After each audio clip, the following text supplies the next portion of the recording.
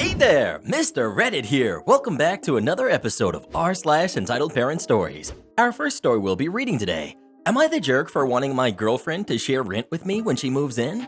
After that, entitled mother-in-law demands we pay for my brother-in-law's lifestyle.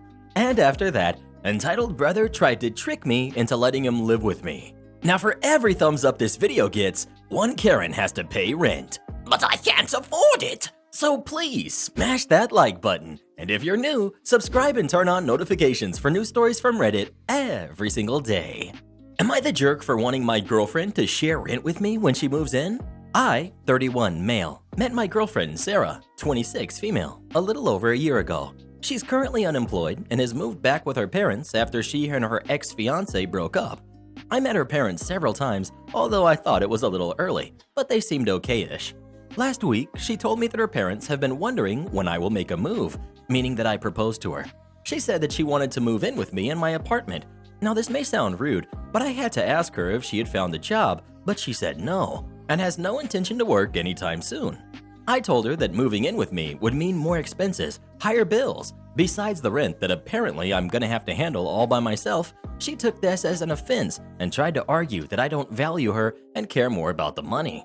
I explained that there was nothing wrong with her finding a job to share the rent with me since we were planning on getting engaged. She got upset and had her parents call me to invite me to their house for a talk. Her dad did the talking. He laid out all the reasons why I should not make a condition to let her move in with me. A. I'm a pediatrician. I make a ton of money. B. Said that since I need help paying the rent, that I should not have rented a furnished apartment, which is more expensive, and not rent an apartment in an expensive area, which happens to be close to my workplace. And C. That since she's my soon-to-be wife, then there should be no difference if she pays or not. I was in shock. I didn't know what to say. I told him that this was not acceptable and that getting married means both sides help out, and that I wasn't willing to move to a cheaper apartment because that's a lot of time and effort. We argued back and forth. She went inside her room and refused to speak to me. Then her dad lashed out at me and said that I was being rude to them and inconsiderate, started bringing up the amount of money I make and how I was the one to complicate things. I left and she's been calling, saying that if I really love her, I should just agree with her dad. Well, what do you think? Is OP the jerk or not? Please let us know. He's lucky he's getting these signs early on. You better run, boy, or you're gonna be dealing with these folks for a long time. Entitled mother-in-law demands we pay for my brother-in-law's lifestyle. Cast. We've got entitled mother-in-law. We've got entitled sister-in-law, brother-in-law's wife. We've got entitled brother-in-law. We've got my husband and me. Background. My husband comes from a poor background, as he could not attend college because he had to take up a job in our country's defense forces the moment he was 18. I, on the other hand, come from a middle-class family, as in I could attend college and even have a master's degree, but nothing super fancy. We were married, arranged marriage, when I was 24 and he was 25. Before our marriage, all my husband's salary went directly to his family. That means 7 years of income, people. A major part of which actually went to his brother-in-law, as he was too special to find a job. Also could not keep one for longer than a year. When I came to my husband's house, my brother-in-law already had 4 kids with his wife pregnant with the 5th. My brother-in-law's credit was a mess and he had taken multiple loans for funding his drinking holier-than-thou lifestyle, and my husband was a complete pushover with no spine of his own to speak up for himself. It took me 2 years and a toddler, blessed with a baby boy, to force him to grow a spine, as now he had a family of his own and needed to care for it. I had to make him understand that he can no longer send 90% of our income to his brother and force us on the brink of bankruptcy, as his brother cannot afford his own lifestyle. Slowly and slowly, my husband stopped sending them any money, as his parents had enough income to maintain themselves, and it was high time for his brother to get off his lazy butt and do something. Main story. Now this is the main event that took place about 5 years ago, when my husband was 30, that forced us to go no contact with my in-laws and a major part of my husband's family. My brother-in-law now had 5 kids, blessed with all girls, was on the brink of bankruptcy, and had already used a major part of the inheritance that he was going to be passed down from his parents. This interaction took place on my first 2 nieces' wedding. They had a joint wedding and reception, as brother-in-law didn't have the money for 2 separate weddings. Entitled mom to my husband. You should start helping your brother again, as he's having a lot of troubles with funds lately. Husband. We're in a pretty tight spot ourselves, Mom, especially with Ellen. Me. Pregnant with a second child. entitled sister-in-law. Well then, you should help your brother even more, as you know what it feels like to be with a pregnant woman. After all, we are also expecting. Me. What? You're pregnant again? My actual words, entitled mother-in-law. What do you mean, daughter-in-law? Aren't you happy? It can actually be a boy this time. Not everyone is as lucky as you who gets a boy on the first chance. Me, flabbergasted. What the heck are you talking about? I won't treat a daughter any differently than a son, entitled sister-in-law. Well, you can say that since you already have a son. Husband. I don't care about entitled brother-in-law and entitled sister's lifestyle choices, and I can't share any more money with them, as I have my own family now, and we need to save to buy a house, start our son's college fund, etc. Entitled mother-in-law. You don't have any right to speak about your brother like that. He is trying to improve. A lie. He also has responsibilities. Me, laughing. Right, as if he knows what responsibilities are. Entitled sister-in-law. You jerk! You dare speak about my husband like that? Everyone was now looking at us. She gets into my face and actually takes a swing at me. Husband stopping her midair. You dare! She is pregnant, and even if she was not, how could you think that you could do this to her? Me, shocked plus angry. We're leaving now. I don't think we're welcome in this wedding anymore. Husband follows me without speaking anything else. We got many vile messages and even threats from his side of the family on how we spoiled our niece's marriage and how family always comes first. Fortunately, we had never given my in-laws our address, and even if they could get it somehow, no one would have the money for the plane ticket as we live at the geographically opposite corner of the country at that time. Also, we've shifted twice since then and have blocked out most of his side of the family, leaving out some of his sensible cousins and uncles and aunts, etc., and informed everyone on my side of the family, plus our friends, to maintain absolutely no contact with them. Edit. Here are the answers to a lot of the common questions asked. 1. Yes, I'm from Asia. 2. The sixth kid was actually a boy. Thank God, or I don't know until how long they would have continued. 3. Also, thanks to all who are praising my English. I love a self-esteem boost. 4. I'm not child-free, but I am actually supporting that kind of lifestyle as a choice if it makes you happy. I love my kids and will do anything for them, but I also like the idea of having totally no responsibilities of another human being upon yourself, so I support it. Edit. Many people are asking about why there are some posts deleted or mentioning that I am a teenager, so here's the explanation. I get where you're coming from, so let me tell you that this is my son's account. I thought you guys would be able to tell that by the name. I'm not tech savvy enough to have my own account, neither am I really that much into media. He lets me use it to make posts and even read through some of my favorite subreddits, as he has also made a different personal account. I know it may sound confusing and weird, but that's it. He also uses this account, so you can even find other posts stating that he's a teenager, etc. He's the one who's actually into writing those 2-sentence horror stories. He's the one who actually told me about the Karen and entitled family subreddits and stories, so I thought I should share my experience too. He's actually really happy due to the extra karma and awards that this post gained, as he himself has never earned so many likes and upvotes, so I think that should solve the confusion. Thanks again for all of the support and awards. You are all amazing people. Have you ever had in-laws that you just couldn't stand? If so, what did you do about it? Please let us know. My in-laws never liked me, and I still haven't found out why. Entitled brother tried to trick me into letting him live with me. This happened around Christmas. My grandmother had passed away the previous year, and my brother had been living with her. However, after being told before my grandmother passed that the house would be sold, he refused to move out, saying, "I'm working on it." Not sure what he was working on, but it didn't look like anything whenever we came by to give him food. He has a job, yet never seemed to buy food. He always calls me up demanding some of mine or demands it from my mother. Well, Christmas I was terribly ill. I had called out of work and wrote on Facebook that I didn't want to be bothered. The doctor said it was just a cold, but it was horrible. Whenever I breathed, I wheezed and rattled. I felt like I was in no fit state to do anything. However, my ever-loving family didn't accept sickness as a reason to skip Christmas, so my brother came and complained as he dragged me out to take me to my mother's. In the car, he smoked and said I was faking my sickness as I kept having coughing fits. He went on and on about how mom was selling the house right from underneath him, how the house belonged to him, how mom gave away grandma's car to our sister when it was his, and so forth. I was trying to stay awake, but I wasn't well, and him telling me all of these things that belonged to him that weren't his was boring me. We got to my mom's, and it was a nice time. Well, I think it was. I fell asleep and was woken up for dinner. My brother was mad that he got yelled at for smoking near a sick person. Dinner was the eye-opener. It's so nice that you're allowing your brother to live with you. I had no idea you were so close, said my mother. What? No, I started, Have some more water. You sound terrible. said my brother, forcing water onto me. I was worried he had no place to stay, but you are helping him, my mom went on. Yes, she is. Like a good big sister. She invited me to come take care of her. You know, 'cause she's special and all, said my brother. No, I didn't. He's not, I tried to say, but ended up in a coughing fit. She didn't invite you to stay? Asked my mom. She did, Cried my brother before he leaned over and whispered to me. Don't be a wuss. I don't even want to write what he called me here. I'm not able to have anyone else on my lease or to live with me, I choked out after my coughing fit. We'll lie, said my brother cheerfully. I glared at him. How will I lie? I am special, and special people can't lie. I snapped as best as I could at him. Well, that ended dinner. Before my brother was supposed to take me home, my mom offered, but my brother insisted he would. I had learned from my sisters, other brother, father, and mother that my brother had been going around telling everyone that he was moving in with me. He had told them that I was going to get a bigger place and he wouldn't even have to pay rent. I couldn't believe it.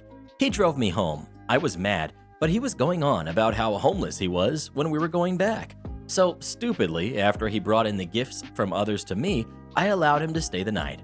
I figured, it's Christmas. It's a nice thing to do after all. This was a terrible idea. He smoked, so my place smelt like a smoker's place. He blasted the TV even after I told him not to.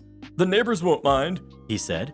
He raided my kitchen to the point I needed to go food shopping right away, and he wouldn't leave until I grabbed the phone and told him I was going to call the cops and then mom. After his visit, he kept telling people he was going to live with me.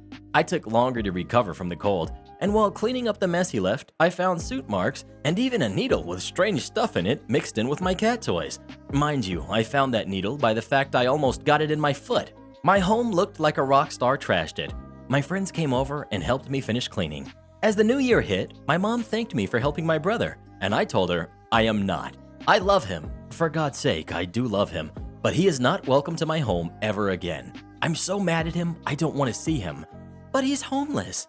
His fault. He had over a year to find a place. I found one in less than 30 days when you guys kicked me out of your house.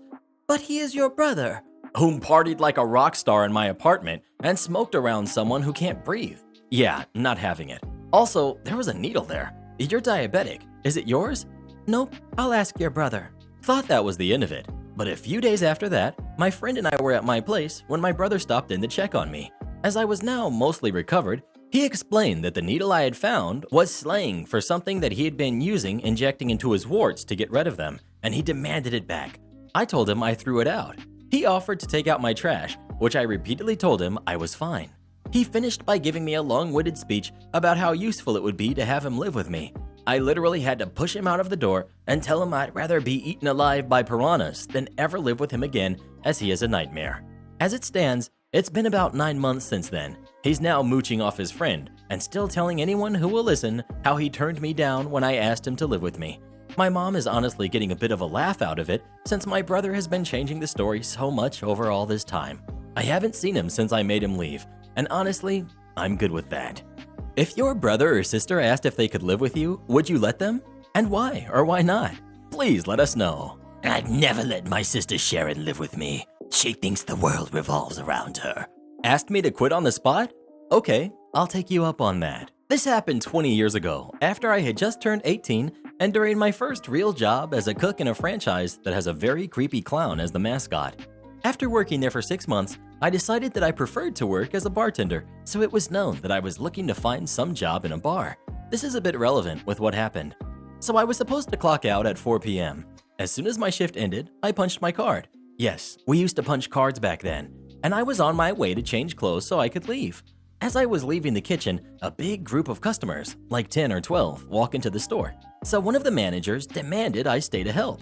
No, she did not ask me if I can help. She demanded that I help, even though I had already clocked out.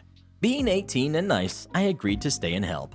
Around 20 minutes later, and I was still in the kitchen with several orders still to do. So I was really complaining to the second manager, who's also working the kitchen at the time, that I really needed to go.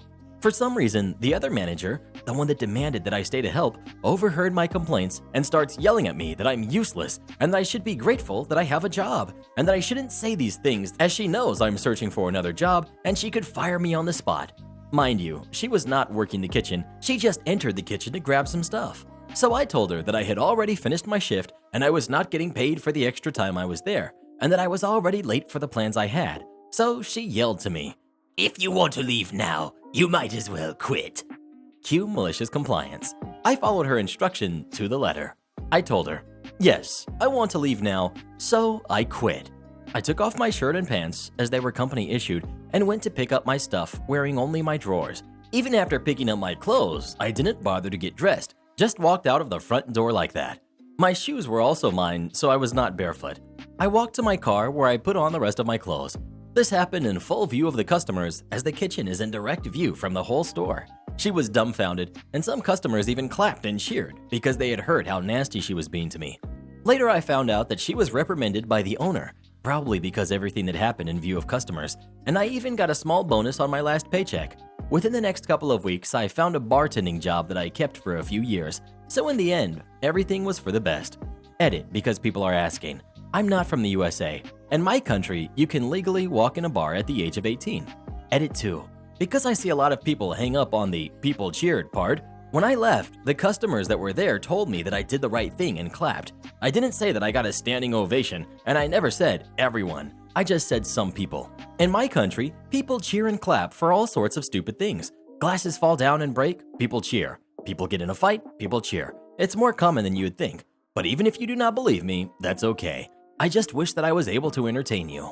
Edit 3. Because people keep asking, I'm from Greece. Although from my understanding, the same thing, cheering for things that break, is happening all around the world. I saw many people mentioning the UK and Australia. Am I the jerk for filing charges against my roommate and suing her for my hospital bill? This happened several years ago. I was a 20-year-old female and in college. I was living with my two best friends. One of them was moving out so that she could move in with her boyfriend. I placed an ad looking for another roommate. That's how I met Erin. Before she moved in, she informed me that she was vegetarian, but she wouldn't have a problem if other roommates weren't. She moved into our apartment a month later. The next day after she moved in, she cooked breakfast for us. I was surprised. We didn't ask her to, and by her own words, she wanted to do something nice. She had made pancakes, bacon strips, and hash browns. I am deathly allergic to a few things, so I immediately asked her what was in the food, but I didn't mention my allergies. Huge mistake. She listed the ingredients, and I didn't find anything I was allergic to. Edit. She told me it was regular bacon, not that it was fake bacon or that it had soy. I started eating, and everything tastes a little off. I tried the bacon, and there's definitely something wrong with it. At this point, she does a ta-da and smugly told us, I bet it tastes exactly like meat. I'm freaking out now. I told her I am severely allergic to soy and asked her whether there was any soy. Now she's apologizing and said she didn't know and that she's sorry she lied and blah blah. I'm experiencing anaphylactic shock, throat closing up, dizzy, the works. My best friend freaks out and calls an ambulance. I had to stay in the hospital for 2 days. With the US healthcare, the ambulance, plus my hospital stay, it racked up a lot of money. Money that I did not have. In the meantime, I also filed a complaint with the police. Food tampering is a felony. I had a lucky break. My best friend had filmed the breakfast to post it on Instagram, and she got the whole thing on video. In the end, Erin had to plead guilty to some law degree of felony. She didn't get any jail time, but got community service. Once she was found guilty, I sued her for the hospital fees. I won that one too. I did all of the legal things under the advice of my uncle's friend who is a lawyer.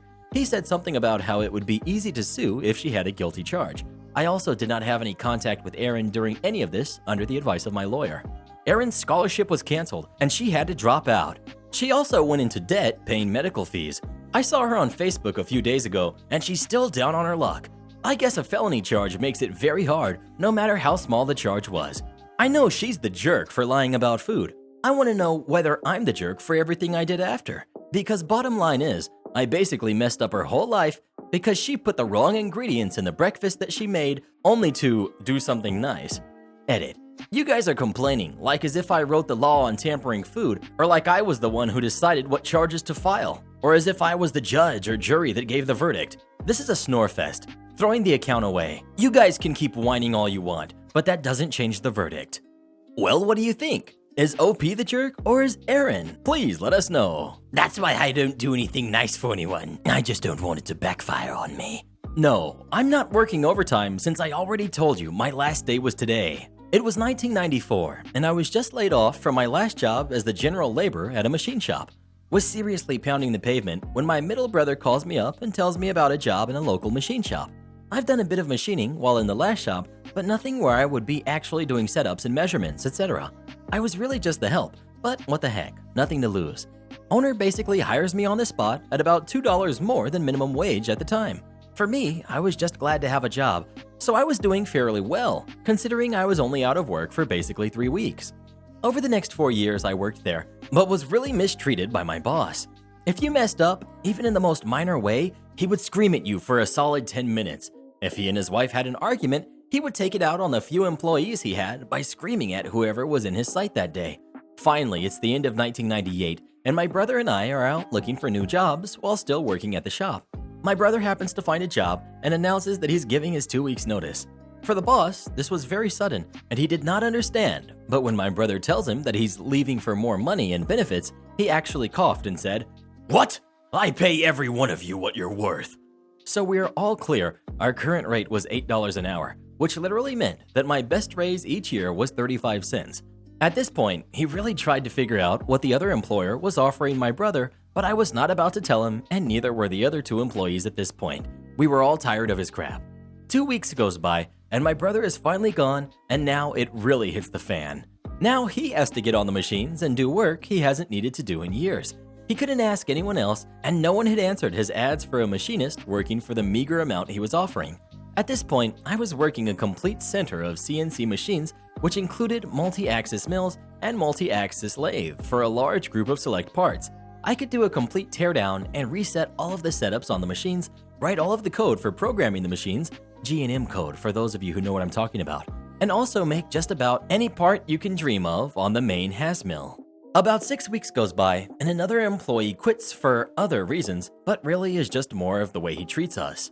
He goes on a tirade for about a week, and it's at that point I know I need to step things up.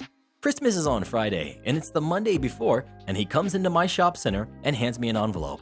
I ask what's up, and he just says it's your Christmas bonus. I couldn't believe it. Been there almost 4 years, and this had never happened before. After taxes, it was nearly 2 weeks' pay, so I was elated. Time to do Christmas shopping for the parents.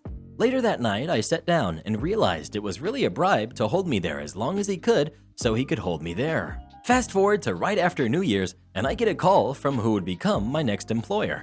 We talked back and forth for about 2 weeks, and then I waited. 3rd week into January, and it's Tuesday morning, and just like clockwork, he's riled up about something insignificant, but decides to take it out on me.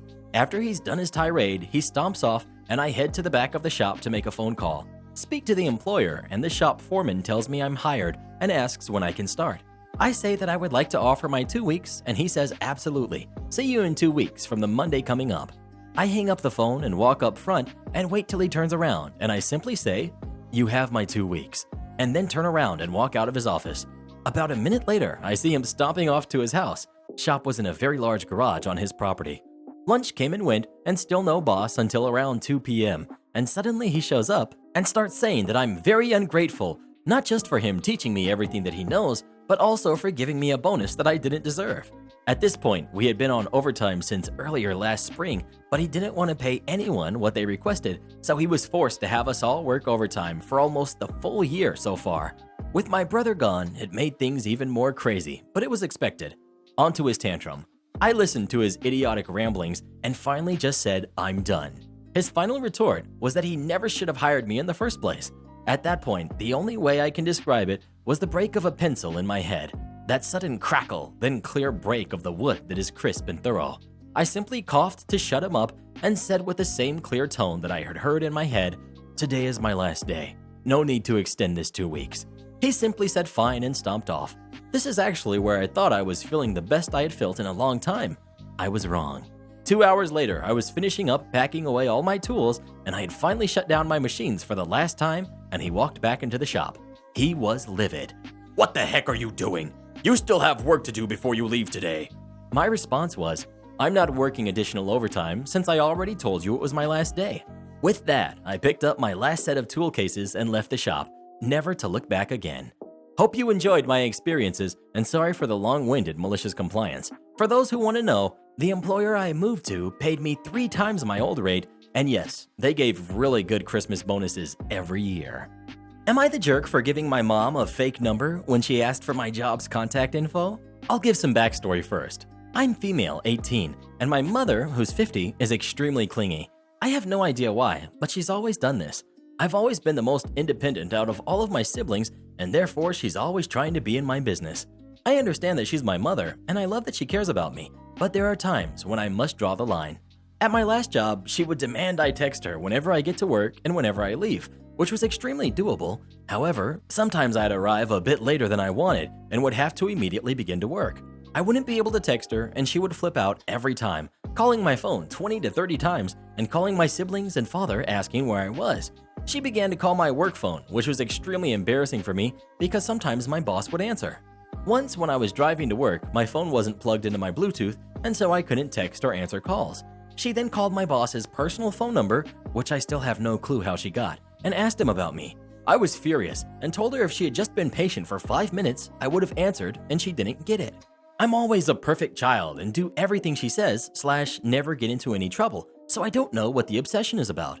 The worst thing she did was call my boss's personal phone during everything going on and tell him I couldn't come in because it was dangerous. I had to find out about this by getting my weekly schedule and thinking I was fired because I had no shifts. I had to learn from my boss, who was super nice about it, why I was off the schedule because my mom hadn't told me.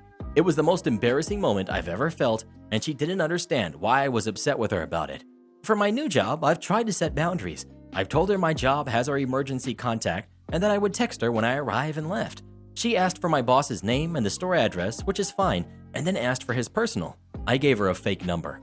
I told my sister about this, and she told me I was being petty and wrong, but I don't think she understands what it's like to have none of your privacy respected.